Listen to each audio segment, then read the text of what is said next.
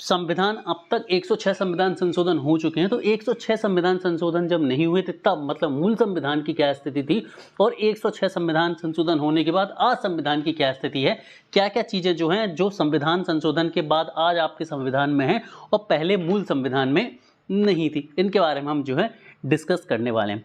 तो स्टार्ट करते हैं। सबसे पहले बेसिक स्ट्रक्चर, बेसिक जानकारी हम समझते हैं संविधान संशोधन के बारे में। तो याद रखना होगा कि संविधान संशोधन जो है एक ऐसी प्रक्रिया है जिसमें यदि संविधान में कुछ जोड़ना चाहें या संविधान में से कुछ हटाना चाहें तो उसे हम कर सकते हैं। इसके लिए ऑप्शन हमेशा खुला रखा गया था। जी हाँ दोस्तों, 1950 में जब आपका संविधान बनकर तैयार हुआ तो उसमें हमेशा ये एक स्कोप रखा गया था कि समय आने पर ज़रूरत के हिसाब से संविधान में कुछ नया जोड़ा भी जा सके या फिर संविधान में कोई पुरानी रीति जो है उसे हटाया भी जा सके, क्योंकि पुराना एक ऐसा आर्टिकल है जो अब मान लीजिए काम का नहीं है तो उसे हटाया भी जा सके, या जो किसी तरह की समस्या पैदा कर रहा है, लोकहित में नहीं है ना, तो उसे हटाया जा सके। ठीक है, तो यदि हम बात करें संविधान संशोधन की तो संविधान संशोधन संविधान के भाग 20 में वर्णित अनुच्छेद 368 के तहत किए जाते हैं। मतलब जो अमेंडमेंट्स होते हैं वो कॉन्स्टिट्यूशन के पार्ट 20 आर्टिकल 368 के तहत होते हैं। अब यहाँ पर भी एक चीज़ मैं आपको आगे बताऊंगा कि कुछ ऐसे संविधान संशोधन हैं, कुछ ऐसे कॉन्स्टिट्यूशनल अमेंडमेंट्स हैं जो 368 कैटेगरी के अंदर आते ही नहीं, 368 कैटेगरी के अंदर फॉल ही नहीं करते। वो क्या है अगली स्लाइड में मैं आपको बताने वाला हूँ।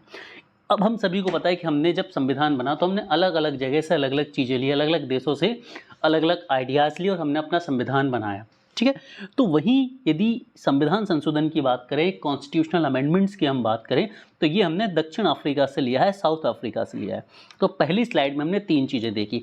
संविधान संशोधन की प्रक्रिया संविधान के भाग 20 में वर्णित है और अनुच्छेद 368 के तहत इसे किया जाता है और इसे हमने दक्षिण अफ्रीका के संविधान से लिया था। इसका जो स्रोत है वो क्या है, दक्षिण अफ्रीका का संविधान है। तो एक बार फिर से कि भाई जो कॉन्स्टिट्यूशनल अमेंडमेंट हैं ये पार्ट 20 आर्टिकल 368 के तहत होते हैं और हमने इसे साउथ अफ्रीका से लिया है। चलिए ठीक है, ये एक बेसिक जानकारी थी जो हमने देख ली।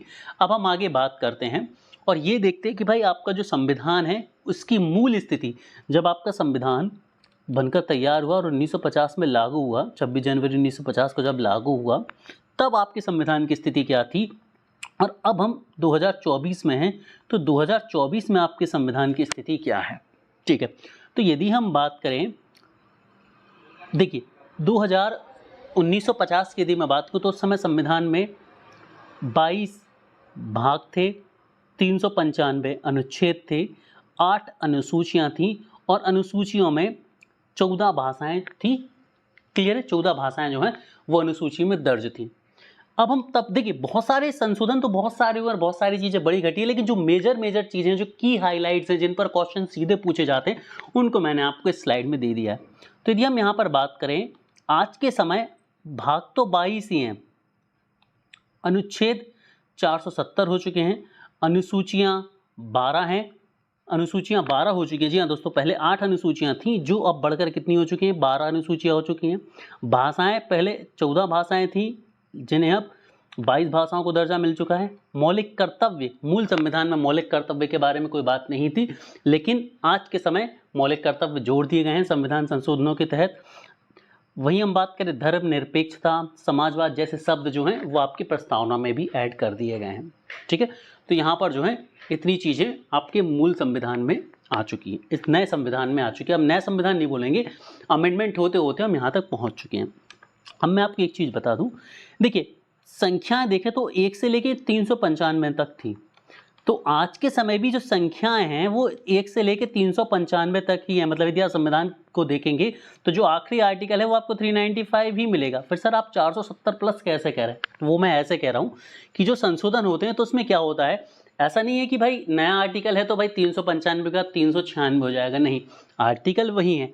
मान लीजिए आर्टिकल नंबर 21 है तो इसमें जोड़ दिया गया था 21A, जिसमें क्या किया गया भाई, जिसमें ये किया गया कि 6 से लेकर 14 वर्ष तक के बच्चों को जो प्राथमिक शिक्षा है वो अनिवार्य कर दी गई और उसे उनका मौलिक अधिकार बना दिया गया।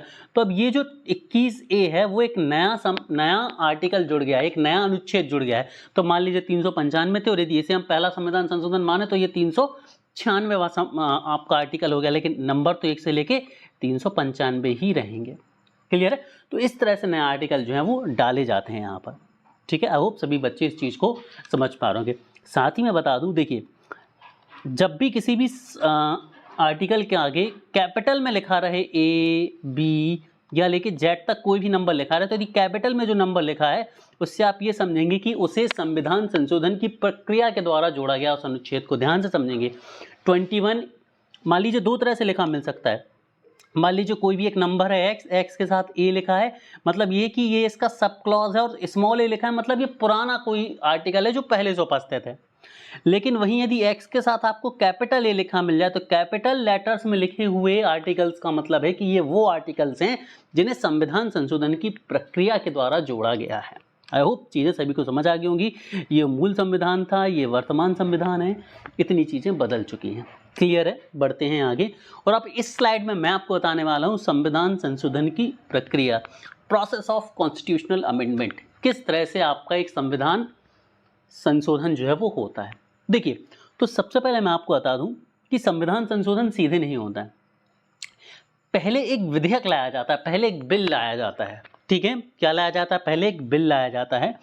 इस बिल को किसी भी लोकसभा या राज्यसभा के सदस्य द्वारा प्रस्तुत किया जा सकता है। बेसिकली जो सरकार में होगा वही इसे प्रस्तुत करेगा, मुख्य तौर पर हम बात करें, ठीक है। तो बिल लाया जाता है। अब इस बिल को लोकसभा में या राज्यसभा में, स्टेट लेजिस्लेटिव असेंबलीज में नहीं रखा जाता, राज्य की विधानसभाओं में नहीं रखा जाता। जो बिल होते हैं, जो अमेंडमेंट बिल होते हैं, वो हमेशा या तो लोकसभा में रखे जाएंगे या फिर राज्यसभा में रखे जाएंगे, किसी भी एक सदन में रखा जा सकता है।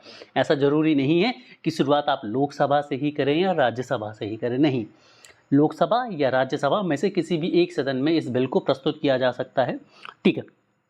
अब प्रस्तुत किया जा सकता है किसी भी एक सदन में, कहीं से भी शुरू किया जा सकता है, लेकिन जब दोनों सदनों से इसे सहमति मिल जाएगी, मतलब बहुमत के द्वारा इसे क्या मिल जाएगी, सहमति मिल जाएगी, तो फिर ये किनके पास जाता है? जब इन दोनों से सहमति मिल जाएगी तो ये जाएगा भारत के राष्ट्रपति के पास, प्रेसिडेंट ऑफ इंडिया के पास जाएगा। और जब प्रेसिडेंट ऑफ इंडिया की इसे सहमति मिल जाएगी तो ये जो बिल है ये किस में बदल जाएगा?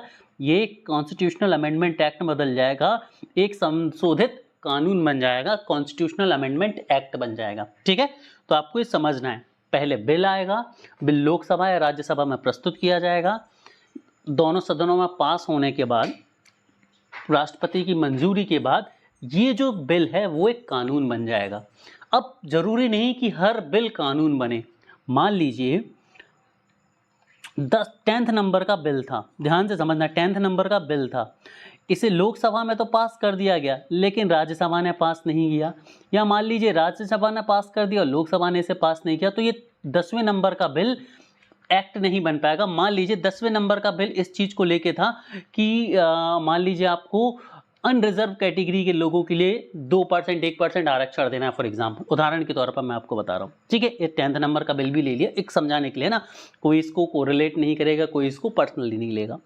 अब क्या हुआ, नहीं बना, तो अब ये 2000 मान लीजिए 24 में प्रेजेंट किया गया था, अब मान लीजिए इसे 2025 में प्रेजेंट किया गया फिर से इसी चीज़ को, तो अब ये 10वें नंबर का बिल ना ले जाके क्या हो जाएगा, 11वें नंबर का बिल हो जाएगा, ठीक है। अब 11वें नंबर का बिल हो जाएगा ये, मान लीजिए पास हो गया तो 106 संविधान संशोधन हो चुके हैं, और यदि ये पास हो जाता तो ये 107 नंबर का संविधान संशोधन बन जाएगा।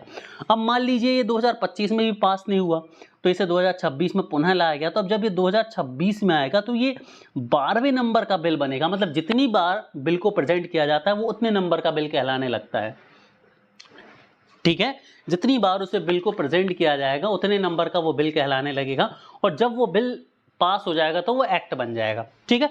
तो इसी तरह से मैं आपको बता दूं कि अब तक 126 यदि अब तक हम बात करें तो 128 कॉन्स्टिट्यूशनल अमेंडमेंट बिल्स जो हैं वो डाले जा चुके हैं, और 106 जिनमें से क्या बन चुके हैं, कानून बन चुके हैं। मतलब 128 बार प्रेजेंट किए गए हैं लेकिन इनमें से 106 जो हैं वो बिल बन पाए हैं, बाकी के बिल नहीं बन पाए हैं। क्लियर है? चलो, अब हमने एक चीज़ बात करी, एक लोकसभा होनी चाहिए और एक राज्यसभा होनी चाहिए और इनके बहुमत मिलने चाहिए। तो देखिए, बहुमत दो तरह से होते हैं, सामान्य बहुमत होता है और विशिष्ट बहुमत होता है। अब कुछ संविधान संशोधन ऐसे हैं जो सामान्य बहुमत से ही पारित हो जाते हैं और कुछ ऐसे हैं जो विशिष्ट बहुमत से ही पास होते हैं। यदि विशिष्ट बहुमत ना मिले तो उन्हें पास नहीं किया जा सकता। ठीक है, तो अब इसके बारे में कुछ चीज़ें हम समझते हैं। पहली चीज़, सामान्य बहुमत क्या होता है? सामान्य बहुमत ये होता है कि 50% ऑफ पीवी, ऐसे याद रखो, पीवी, पी का मतलब है प्रेजेंट, वी का मतलब है वोटिंग। ठीक है, तो आप लोग ऐसे याद रखेंगे सामान्य बहुमत क्या कहलाता है कि जितने भी सदस्य सदन में उपस्थित हैं उनमें से 50% लोग, 50% से ज़्यादा लोग, मतलब कम से कम 51% ऐसा मानिए। अब संविधान जब जहाँ पर भी आप पढ़ेंगे तो वहाँ पर लिखा रहता है 50% से ज़्यादा, तो आप इसे 51% मान लीजिए कि minimum 51% present and voting members ने यदि फेवर में वोट दिया है तो उसे सिंपल मेजॉरिटी मानी जाती है। मतलब यदि 100 लोग सदन में उपस्थित है, देखिए जरूरी नहीं कि हर समय जितने भी लोकसभा के सदस्य वो उपस्थित हों, ठीक है, तो हम मान लेते हैं कि 100 सदस्य जो हैं वो उपस्थित थे। अब 100 सदस्यों में से 51 सदस्यों ने यदि फेवर में डाल दिया, ठीक है, तो मेजॉरिटी मिल गई, तो वो जो बिल है वो क्या बन जाएगा, मतलब पास हो जाएगा। बिल जो है वो क्या हो जाएगा, उस सदन में पास हो जाएगा। ये सामान्य बहुमत कहलाता है। सर सामान्य बहुमत से किसे पारित किया जा सकता है? तो समझ लीजिए जब भी किसी स्टेट को बनाना हो, स्टेट का नाम परिवर्तित करना हो, किसी भी स्टेट की बाउंड्रीज में चेंज करना हो, तो इस तरह के जो फैसले हैं वो सामान्य बहुमत से भी पास हो जाते हैं, लोकसभा या राज्यसभा के। अब बात आती है विशिष्ट बहुमत की। तो विशिष्ट बहुमत में 2 कंडीशन होती हैं। पहली चीज तो है more than 50% of total member, TM का मतलब है total member, plus 2/3 of present and voting. समझ रहे हैं ना? मतलब 2 तरह की, विशिष्ट बहुमत में 2 तरह की मेजॉरिटी चाहिए होती है, 2 तरह के बहुमत चाहिए होते हैं। पहले तो जितने भी कुल सदस्य हैं उनका 50% कम से कम मिलना चाहिए, प्लस जो उस समय प्रेजेंट और वोटिंग है उनका 2/3 होना चाहिए। अब आप बोलेंगे कि सर टोटल मेंबर्स का भी बोल रहा है, प्रेजेंट मतलब दो प्रेजेंट मेंबर्स और टोटल मेंबर दोनों को इंक्लूड कर रहे हैं, कैसे पॉसिबल है? ऐसे पॉसिबल है कि मान लीजिए टोटल संख्या आपकी 542, ठीक है, कितनी है? टोटल संख्या 542, ठीक है। अब टोटल संख्या 542 में से हम मान लेते हैं कि भाई सदन में उस समय 300 लोग उपस्थित थे, ठीक है। अब टोटल है भाई 542 आपकी, ठीक है। उधर सामान्य कैलकुलेशन के लिए मैं 500 मान लेता हूँ कुछ समय के लिए, ठीक है। तो भाई इसका 50% हो रहा है 250, मतलब 251 मेंबर कम से कम होने चाहिए। तो भाई 300 उपस्थित है, 300 उपस्थित में से 251 ने फेवर में दे दिया, तो टोटल मेंबर का मोर देन 50% आ गया। पहला क्लॉज कंप्लीट हो गया। दूसरा क्लॉज क्या था? 2/3 ऑफ प्रेजेंट एंड वोटिंग। तो 2/3 ऑफ प्रेजेंट एंड वोटिंग कितना हो जाएगा? तो भाई 300 में से यदि 200 लोगों ने भी फेवर किया तो ये प्रेजेंट एंड वोटिंग हो गया। तो देखो इस क्लॉज में दोनों फाइनल हो गए। 251 थे तो 251 में पहली कंडीशन भी हो गई कि मोर देन 50% ऑफ टोटल, और 200 चाहिए थे तो 251 आ चुके हैं, तो 2/3 वाली भी। तो दोनों कंडीशन जो है वो 251 में क्या हो गई आपकी, फुलफिल हो गई और आपका काम बन गया, ठीक है। तो 3 चीजें हमने समझ ली।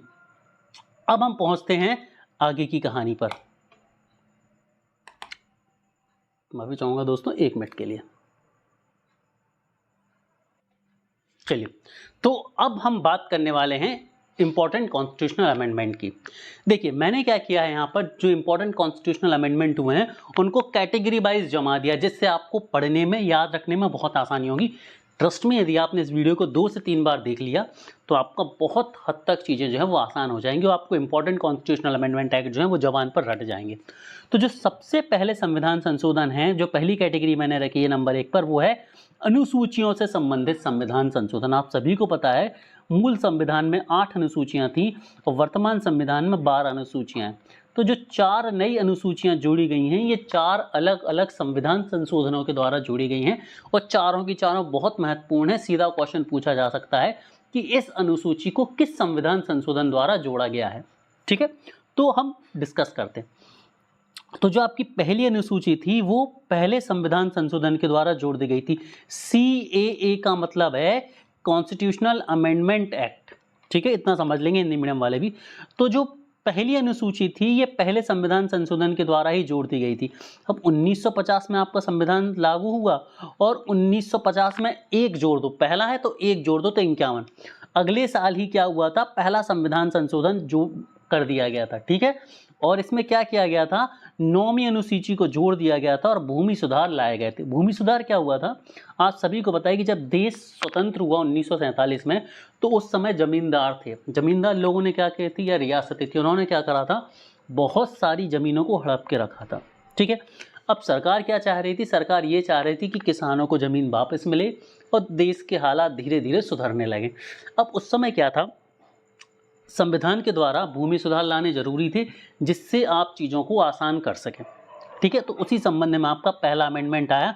तो पहला जो संविधान संशोधन था ये 1951 में आया, इसमें 9वीं अनुसूची जोड़ी गई और भूमि सुधार से संबंधित संशोधन लाए गए। तो पहली अनुसूची आपकी 1951 में पहले ही अमेंडमेंट में जोड़ दी गई थी। तो पहला अमेंडमेंट, पहला साल और पहली अनुसूची, ठीक है, याद हो गया।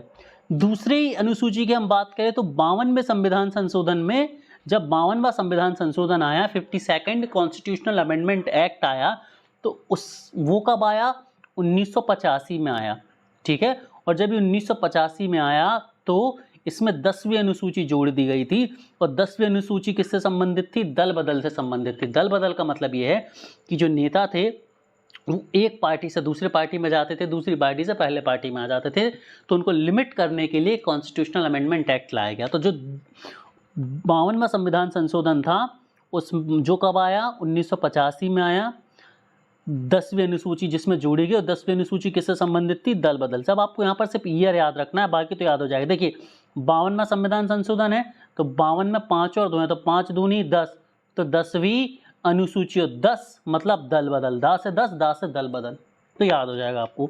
तो 52वां संविधान संशोधन में 5 और 2 है, तो 5 दूनी 10, 5 2 10, तो 10वीं अनुसूची। तो 10 का मतलब 10, दा से 10, दा से दल, तो दल बदल से संबंधित थी, ठीक है। उसके बाद हम चलते हैं 73वें संविधान संशोधन पर और 74वें संविधान संशोधन पर। अब इनको साथ में पढ़ लीजिए आप लोग। 73वें संविधान संशोधन और 74वां संविधान संशोधन ये दोनों एक साथ आए थे 92 और 93 में, 1992-93, 1992-93 एक साथ आए थे ये दोनों, ठीक है। तो याद रखना है 73वें संविधान संशोधन में 11वीं अनुसूची जोड़ दी गई और 74वें संविधान संशोधन में 12वीं अनुसूची जोड़ दी गई। 11वीं अनुसूची आपकी पंचायती राज से संबंधित थी और 12वीं अनुसूची आपकी नगर पालिकाओं से संबंधित थी। मतलब एक ग्रामीण प्रशासन से रिलेटेड थी, दूसरी नगरीय प्रशासन से रिलेटेड थी। लोकल सेल्फ गवर्नेंस को प्रमोट करने के लिए ये संशोधन किया गया था। तो याद रखना 73वां 74वां तो बहुत इंपॉर्टेंट है और बहुत आसान भी है।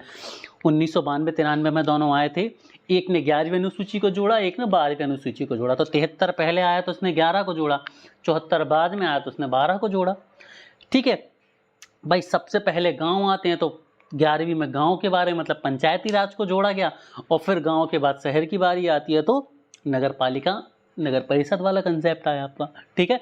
तो पहला संविधान संशोधन, 52वां संविधान संशोधन, 73वां संविधान संशोधन और 74वां संविधान संशोधन। एक आया 1951 में, फिर 1985 में, फिर 1992-93, 1992-93, 73-74। 9वीं अनुसूची, 10वीं अनुसूची, 11वीं अनुसूची, 12वीं अनुसूची। पहली अनुसूची भूमि सुधार से संबंधित जो कि 9वीं अनुसूची थी, फिर 10वीं अनुसूची दल बदल से संबंधित, 11वीं अनुसूची पंचायती राज से संबंधित और 12वीं अनुसूची नगर पालिका नगर निकायों से संबंधित थी। क्लियर है, समझा, ठीक है। और आपको याद रखना है 73वें 74वें संविधान संशोधन के बाद ही स्टेट इलेक्शन कमीशन का कंसेप्ट आया था। क्यों? क्योंकि देखिए जो भारतीय निर्वाचन आयोग है आपका वो तो सारे के सारे इलेक्शन करा लेता है, लेकिन जब 73वां 74वां संविधान संशोधन आया तो नगरीय निकाय बने, लोकल गवर्नमेंट बनी, तो इनके इलेक्शन को संपन्न कराने के लिए हर राज्य में क्या बनाया गया, राज्य चुनाव आयोग बनाया गया, ठीक है। तो राज्य चुनाव आयोग का जो काम होता है वो नगरीय निकायों के चुनाव को करवाना होता है, मतलब नगर पंचायत के चुनाव को पंचायत के चुनाव को नगर पालिका नगर निगम के चुनाव को करवाने के लिए स्टेट इलेक्शन बोर्ड का काम होता है। क्लियर है? आई होप चीज़ें सही बच्चों के यहाँ तक समझ आ गई होंगी, ठीक है। अब हम बढ़ते हैं आगे। अब दूसरी जो कैटेगरी है, दूसरी कैटेगरी में मैंने रखा है भाषाओं से संबंधित संशोधनों को, भाषाओं से संबंधित संशोधनों को मैंने रखा है। तो जो भाषाओं से संबंधित संशोधन मैंने रखे हैं इसमें 3 संशोधन आपको याद रखने, 21, 71 और 92। अब आप यदि 21 को और 71 को जोड़ेंगे, आप जोड़िए 21, इसको मैं ऐसे लिखता हूँ, आप जोड़िए 21 फिर आप जोड़िए 71, तो इनका टोटल होता है 92। तो आप ऐसे याद रख सकते हैं कि 21वां संविधान संशोधन, 71वां संविधान संशोधन और फिर 92वां संविधान संशोधन। ठीक है, ट्रिक है ये, या एक कोरिलेशन है जिससे आप इजीली चीज़ों को याद रख पाएंगे। ट्रस्ट मी, इस समय आपको हंसी आ सकती है या लग सकता है कि ये वर्थलेस है, लेकिन जब हम लेटर ऑन इस चीज़ को याद करते हैं ना, तो हम इन्हीं चीज़ों से कोरिलेट करके बहुत जल्दी चीज़ें कर पाते हैं। ठीक है, जो लोग मजाक उड़ाते हैं कोरिलेशन का, उनको मैं बता दूं कि आपने सभी लोगों ने सुना होगा कि कुछ आते हैं जो मेमोरी टीचर्स होते हैं, जिन्होंने वर्ल्ड रिकॉर्ड बनाया होता है, फिर वो अपनी क्लासेस भी शुरू करते हैं, सिखाते हैं। तो जनरली वहाँ पर वो यही करते हैं कि आपको इंटरलिंक्ड करके चीज़ों को याद करना सिखाते हैं, और ट्रस्ट में इंटरलिंकिंग करके चीज़ें बहुत बेहतर तरीके से हमें याद होती हैं। ठीक है, आप किसी भी तरह से इंटरलिंक कर सकते हैं, चीज़ें हमेशा आपको याद रहेंगी। तो 21वें संविधान संशोधन की हम बात करें, जो कि 1965 में आया। कब आया? 1965 में आया। 1965 में सिंधी भाषा जोड़ी गई। आपको पता है मूल संविधान जब 1950 में आया तो उस समय केवल और केवल 14 भाषाएं थी। वर्तमान संविधान में 22 भाषाएं हैं। तो ये जो 8 भाषाएं जुड़ी हैं, ये इन 3 संविधान संशोधनों से जुड़ी हैं। 14 से लेके 22 तक पहुंचने में जो 8 भाषाएं हमने जोड़ी हैं, वो कौन सी हैं? 21, 71 और 92वें संविधान में जोड़ी गई भाषाएं हैं। आपको मैं बता दूं कि इन 22 भाषाओं में इंग्लिश नहीं आती है, इंग्लिश नहीं आती है। ठीक है, 22 भाषाओं में इंग्लिश नहीं आती है। तो अब हम समझे 21वें संविधान संशोधन की मैं बात करूं तो 21वां संविधान संशोधन 1965 में आया। इसमें क्या किया गया? सिंधी भाषा को जोड़ा गया, जो कि 15वीं भाषा बनी संविधान में जोड़ने वाली। ठीक है, उसके बाद बारी आती है आपके 71वें संविधान संशोधन की।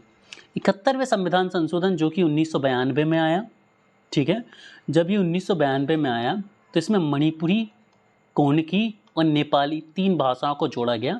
अब भाषाएं कितनी होंगी? 15 और 3 18 भाषाएं होंगी। अब इनको याद कैसे रखना है? तो ये कहलाता है नमक कहलाती हैं। क्या कहलाती है? नमक। कई जगह आपने पढ़ा होगा। नमक कैसे हो गया? ना से नेपाली, माँ से मणिपुरी, का से कोनकी।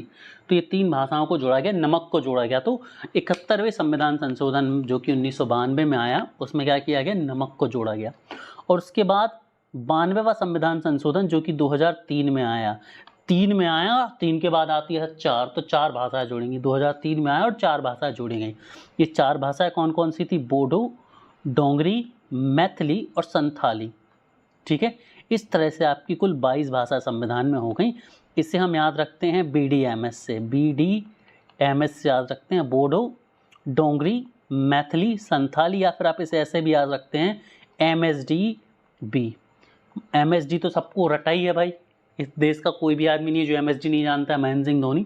और फिर B याद रखना, MSDB। ठीक है, MSD में तो कैसे याद रखेंगे? M से मैथिली, S से संथाली, D से डोंगरी, B से बोडो, तो MSDB, महेंद्र सिंह धोनी भाई। B से भाई महेंद्र सिंह धोनी भाई, ऐसे भी याद रख सकते हैं। BDMS, बदमाश, कुछ भी जो चाहें, आपको जो आसान लगता है आप उससे याद कर सकते हैं। क्लियर है? तो अब हम एक बार फिर से देख लेते हैं कि जो दूसरी कैटेगरी है, इसमें भाषाओं से संबंधित अमेंडमेंट मैंने लिए हैं, जिसमें 3 याद रखने हैं आपको: 71, 21, 71 और 92। 21 और 71 का योग होता है 92। ठीक है, 21 में जो कि 1965 में आया, सिंधी भाषा जोड़ी गई, 15वीं बनी। 71 में जो कि 1992 में आया, मणिपुरी, कोनकी और नेपाली, मतलब नमक जोड़ा गया, नमक डाला गया, 18 भाषाएं हो गई। और फिर 92 जो कि 2003 में, अब इसको तो सीधा रिलेशन है। 92 मतलब 2, 2 के बाद आता 3 तो 2003, 3 के बाद आता 4 तो 4 भाषाएं जोड़ी गई। ठीक है भाई, बोडो, डोंगरी, मैथिली, संथाली, BDMS, MSDB, महेंद्र सिंह धोनी भाई अपना। ठीक है, ऐसे याद रख सकते हो। टोटल 22 भाषाएं आज के समय हैं और मूल संविधान में 14 भाषाएं थी। ठीक है, गुड। अब हम बढ़ते हैं आगे, तब तक फटाफट से पढ़ लीजिए, फिर हम पहुंचते हैं अगली स्लाइड पर।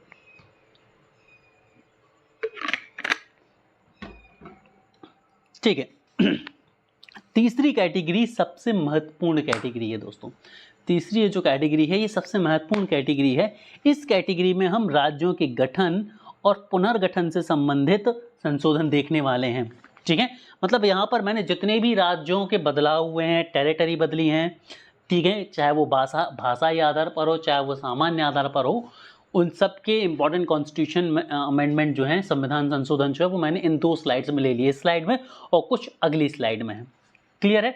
इन 2 स्लाइड में आपके वो सारे के सारे संविधान संशोधन हैं जिनके होने के बाद हमारे देश या राज्य वर्तमान स्वरूप में है, जिस स्वरूप में हमें आज दिखते हैं। ठीक है, तो देखो सबसे पहले मैं आपको बता दूं 1956 तक, 1956 में पहली बार भाषा के आधार पर गठन हुआ। 1956 से पहले जो सिस्टम था भारत में वो क्या था भाई, पार्ट सिस्टम था। तो 4 भाग थे, part A, part B, part C, part D. जितना भी जो देश था उसका बंटवारा 4 पार्टों में था। हर एक राज्य जो है वो इन 4 पार्टों के अंदर आता था। कुछ रियासतें थी उस समय तक भी जिन्हें बहुत बाद में जोड़ा गया। ठीक है, तो जो 7वां संविधान संशोधन था, अब ये बहुत महत्वपूर्ण है। 7वां जो संविधान संशोधन था जो कि 1956 में आया। अब कैसे याद रखोगे, देखो संविधान कब लागू हुआ, 50 को, 50 के बाद 56 आ गए तो होगा 6 साल। तो 6वां साल था 7वां संविधान संशोधन हुआ। एक आगे चल रहे हैं, ठीक है, 6वीं साल में 7वां संविधान संशोधन हुआ। ऐसे आप कोरिलेट कर सकते हैं कि साल 6वीं थी और संविधान संशोधन 7वां था। क्लियर? तो 1956 में 7वां संविधान संशोधन आया। ये TH है, जी लिख गया, TH है, ठीक है। 1956 में 7वां संविधान संशोधन आया जिसने भाषा के आधार पर राज्यों का पुनर्गठन किया। ठीक है, भाषा के आधार पर राज्यों का पुनर्गठन किया। और 1956 में जब भाषा के आधार पर राज्यों का पुनर्गठन हुआ और ABCD सिस्टम को खत्म किया गया, उस समय भारत 14 राज्यों और 6 केंद्र शासित प्रदेशों में आ गया। ठीक है, भारत में 14 राज्य एवं 6 केंद्र शासित प्रदेश हो गए। सभी बच्चों से रिक्वेस्ट करूंगा फटाफट से कमेंट सेक्शन में मुझे बताइए वर्तमान परिस्थितियों में कितने राज्य और कितने केंद्र शासित प्रदेश हैं। फटाफट से रिप्लाई करेंगे सभी लोग। ठीक है, तो भाई 14 राज्य और 6 केंद्र शासित प्रदेश जो हैं वो आ गए 7वें संविधान संशोधन के बाद, जो कि 1956 में आया। ठीक है, अब इसके बाद अगले कुछ संविधान संशोधन आपको याद रखने हैं। 10वां, 12वां, 13वां, 14वां, मतलब 10 से लेके 14 तक याद रखने, 11 को छोड़ के। ठीक है, 10 के बाद 11 नहीं है, 12, 13, 14 लगातार है। ठीक है, 10वां आया था 1961 में, फिर आया 62 में, फिर 62 में और फिर 63 में, लगातार ही हैं। 10, 11 छोड़ के 12, 13, 14, 1961, 62, 63, 1961, 62, 63। ठीक है, अब ध्यान से समझो, जो 10वां संविधान संशोधन था ये कब आया, 1961 में। यहाँ पर क्या किया गया, दादर और नागर हवेली को भारत में जोड़ दिया गया और केंद्र शासित प्रदेश के तौर पर जोड़ा गया। याद रखना 7वां संविधान संशोधन हुआ तो 14 राज्य और 6 केंद्र शासित प्रदेश थे। अब उसके बाद की स्थिति है तो दादरा नागर हवेली क्या हो गया, 7वां केंद्र शासित प्रदेश हो गया आपका। ठीक है, 12वां संविधान संशोधन जब आया 1962 में तो गोवा जुड़ा, दमन एंड दीव जुड़ा और ये भी केंद्र शासित प्रदेश के तौर पर जुड़ा। तो 6 के बाद ये 7वां और ये 8वां केंद्र शासित प्रदेश हो गया। अब आप लोग बोलेंगे सर गोवा तो राज्य है, आगे पता चलने वाला। मैंने क्या बोला, जितनी भी राज्यों की वर्तमान स्थिति आज है तो उन राज्यों से संबंधित कुछ संविधान संशोधन है वो सारे के सारे इन 2 स्लाइड में मिलने वाले हैं। मतलब तब से लेके आज तक ABC से आज की परिस्थिति तक पहुंचने में कितने संविधान संशोधन हुए जो राज्यों से संबंधित थे वो सब यहाँ पर मिल जाएंगे। ठीक है, डरना नहीं, 7-8 ही, ज़्यादा नहीं है कि बहुत कुछ हार्ड वर्क करना पड़ेगा याद रखने। ठीक है, तो 12वां संविधान संशोधन 1962 में, 12-62। ठीक है, गोवा और दमन दीव जुड़ा, केंद्र शासित प्रदेश के तौर पर जुड़ा। फिर 13वां संविधान संशोधन हुआ जो कि 1962 में ही आया, उसी साल आया। इसने क्या किया, नागालैंड को विशेष प्रावधानों के तहत राज्य का दर्जा दिया। हम सभी को पता है नॉर्थ ईस्ट स्टेट में विशेष प्रावधान 7 सिस्टर प्लस 1 ब्रदर का जो कंसेप्ट है वहाँ पर पूर्वोत्तर राज्यों को कुछ विशेष राज्यों की श्रेणी में रखा गया है। क्लियर, तो विशेष प्रावधानों के तहत इससे राज्य का दर्जा मिला। तो 1962 में नागालैंड को राज्य का दर्जा मिला। उसके बाद 14वां संविधान संशोधन आया 1963 में, पौंडीचेरी को जोड़ा गया केंद्र शासित प्रदेश के तौर पर। तो ये 9वां केंद्र शासित प्रदेश बन गया उस समय तक, उस समय की परिस्थितियों के हिसाब से। ठीक है, तो 7वां, 10वां, 11वां छोड़ 12, 13, 14, 7वां आया था 1956 में, फिर 10वां आया 1961 में, 12वां आया 62 में, 13वां आया 62 में, 14वां आया 63 में। क्लियर है? चलो अब कुछ और संविधान संशोधन। फिर आता है आपका 18वां संविधान संशोधन। कौन सा आता है? 18वां संविधान संशोधन, जो कि आया आपको 1966 में। 18वां संविधान संशोधन कब आता है भाई? आपका 1966 में आता है, और ये भाषा या आधार पर पंजाब के पुनर्गठन की बात करता है। ठीक है, तो 1966 में आपका आया 18वां संविधान संशोधन, जिसने भाषा या आधार पर पंजाब का पुनर्गठन किया। ठीक है, अब इसमें क्या हुआ भाई, वो लोग जो पंजाबी बोलते थे, तो पंजाब के क्या किए? 4 टुकड़े किए। क्या किए? पंजाब के 4 टुकड़े करे। अब वो लोग जो पंजाबी बोलते थे, उनका एक अलग राज्य बना दिया गया, उसे पंजाब नाम दे दिया गया। जो लोग हिंदी बोलते थे, उनका एक अलग राज्य बना दिया गया, उन्हें हरियाणा नाम दे दिया गया। जो पहाड़ी एरिया था, उसे हिमाचल प्रदेश बोल दिया गया, और हम आज भी पहाड़ों में घूमने जाते हैं भाई। ठीक है, और उसके बाद जो चंडीगढ़ था, इसे केंद्र शासित प्रदेश बनाया गया, और हरियाणा और पंजाब की क्या बना दिया गया? इसे कैपिटल बना दिया गया, राजधानी बना दिया गया। तो 18वां संविधान संशोधन 1966 में आया, जिसके तहत पंजाब को भाषा के आधार पर पुनर्गठित कर दिया गया।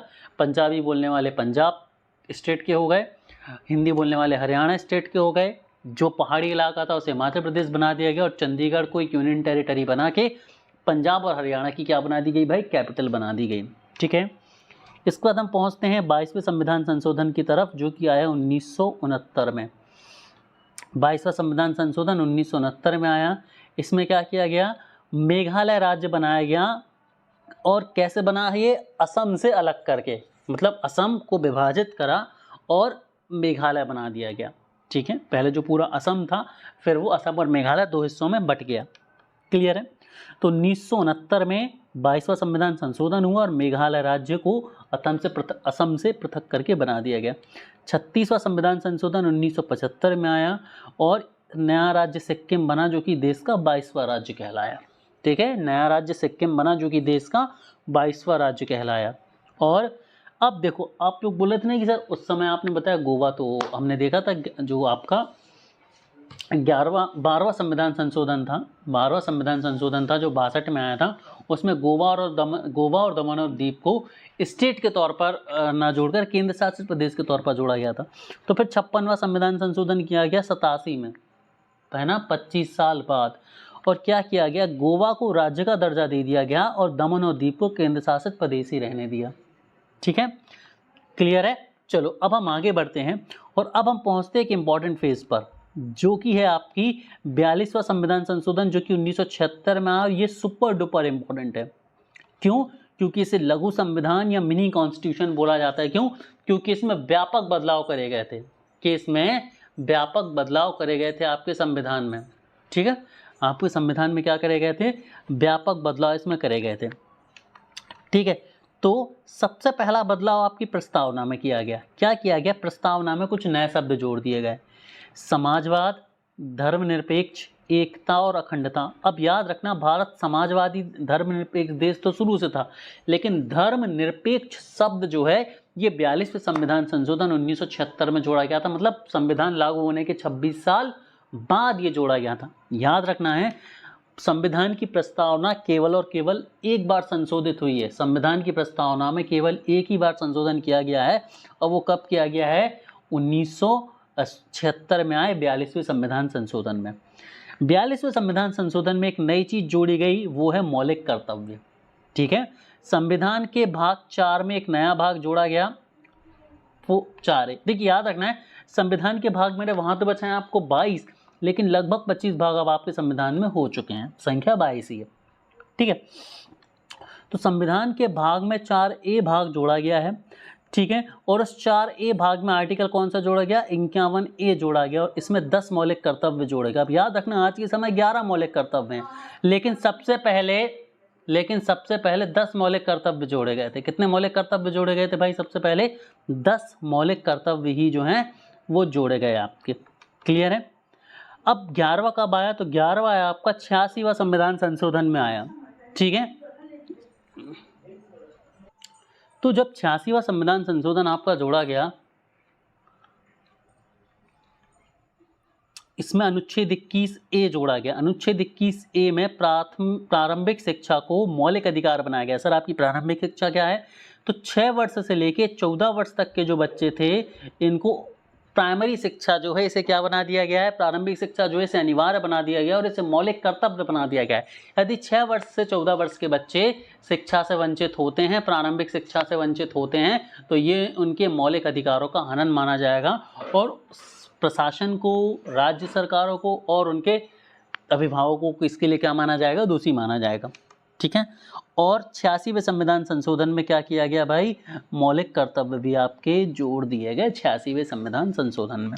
ठीक है, चलिए तो ये हमने देख लिया। अब हम पहुंचते हैं आगे और बात करते हैं 44वें संविधान संशोधन की।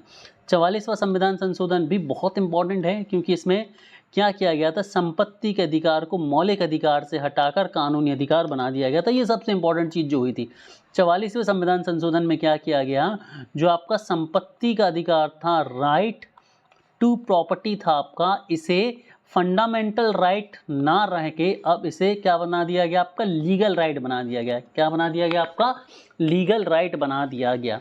अब इसमें क्या किया गया, जो आपका संपत्ति के अधिकार 2 जगह वर्णित था, अनुच्छेद 31 में था और 19F में था। तो अनुच्छेद 31 को भी खत्म कर दिया गया और 19F को भी खत्म कर दिया गया। ठीक है, और इसे उठाकर कहाँ रख दिया गया, 300 में जो आर्टिकल नंबर 300 था उसमें एक नया सब क्लॉज जोड़ दिया गया, 300A। मैंने कहा था कैपिटल मतलब नया आर्टिकल जोड़ा गया, 300A जोड़ा गया और 300A में रख दिया गया आपका राइट टू प्रॉपर्टी, जो कि अब आपका कैसा राइट है, लीगल राइट है। कैसा राइट है अब आपका, ये एक लीगल राइट है। क्लियर है। उसका बाद हम आते 61वें संविधान संशोधन में, जिसमें हुआ है 1989 में। 1989 में जब ये हुआ तो इसमें मतदान की आयु 21 वर्ष से घटाकर 18 वर्ष कर दी गई। ये भी सुपर इंपॉर्टेंट है। क्वेश्चन पूछा जा सकता है कि किस वर्ष या किस संविधान संशोधन अधिनियम के द्वारा जो मतदान की आयु है वो 21 वर्ष से घटाकर 18 वर्ष कर दी गई थी। तो 61वें संविधान संशोधन में, जो कि आया था 1989 में, मतदान की आयु 21 वर्ष से घटाकर कितनी कर दी गई भाई, 18 वर्ष कर दी गई थी। कितनी कर दी गई थी, 18 वर्ष कर दी गई थी। क्लियर है सभी बच्चों को, वेरी गुड। चलिए अब हम बढ़ते हैं आगे और हम पहुंचते हैं 101वें संविधान संशोधन अधिनियम में। कहाँ पर पहुंचते हैं हम, 101वें संविधान संशोधन अधिनियम में पहुंचते हैं। ठीक है, और देखते हैं कि 101वां संविधान संशोधन अधिनियम क्या कहता है हमसे। तो 101वें संविधान संशोधन अधिनियम की यदि मैं बात करूं तो ये लागू हुआ था 1 जुलाई 2017 को। कब लागू हुआ था ये, 1 जुलाई 2017 को लागू हुआ और यहाँ से जीएसटी को पूरे देश में लागू कर दिया गया था। 1 जुलाई 2017 में लागू हुए इस अधिनियम में क्या कर दिया गया था, जीएसटी को लागू कर दिया गया था। 102वां संविधान संशोधन अधिनियम 1 अगस्त 2018 को आया और यहाँ पर क्या किया गया, ओबीसी कमीशन को एक सांविधिक निकाय घोषित कर दिया गया।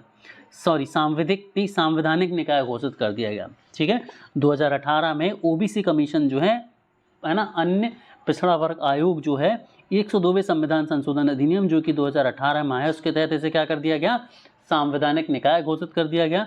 103 संविधान संशोधन अधिनियम की बात करें जो कि जनवरी 2019 में आया। इसमें आर्थिक रूप से कमजोर वर्ग को आरक्षण मिला और कंसेप्ट आया EWS का, इकोनॉमिकली वीकर सेक्शन के लिए 10% के आरक्षण की बात करी गई। क्लियर है, पब्लिक एम्प्लॉयमेंट में। इसके बाद हम पहुंचते हैं 104वें संविधान संशोधन पर। 104वें संविधान संशोधन की हम बात करें तो लोकसभा तथा राज्यसभा की विधानसभा में एससी एवं एसटी समुदाय, एससी और एसटी के लिए जो सीटें थी उन्हें 2030 तक के लिए बढ़ा दिया गया। मतलब 2030 तक जो रिजर्वेशन था वो यथावत रहेगा। ये पहले 2026 तक था, लेकिन अब उसे कब तक के लिए कर दिया गया है, 2030 तक के लिए कर दिया गया। ठीक है, और एक और इम्पॉर्टेंट चीज़ जो हुई थी वो ये हुई थी कि जो नामांकित सीटें होती थी आंग्ला भारतीय समुदाय की, इसे खत्म कर दिया गया है ना। हम सभी ने सुना था ना कि 2 सीटें जो है वो रिजर्व होती थी आंग्ला भारतीय समुदाय के लिए, उस कंसेप्ट को खत्म कर दिया गया। अब नॉमिनेशन की प्रक्रिया नहीं रहेगी आंग्ला भारतीय संविधान के तहत, आंग्ला भारतीय समुदाय के तहत। और ये कब हुआ, 2019 में आया था। तो 104वां संविधान संशोधन 2019 में आया। 105वें संविधान संशोधन की मैं बात करूँ तो 105वां संविधान संशोधन अगस्त 2021 में आया। कब आया, अगस्त 2021 में आया।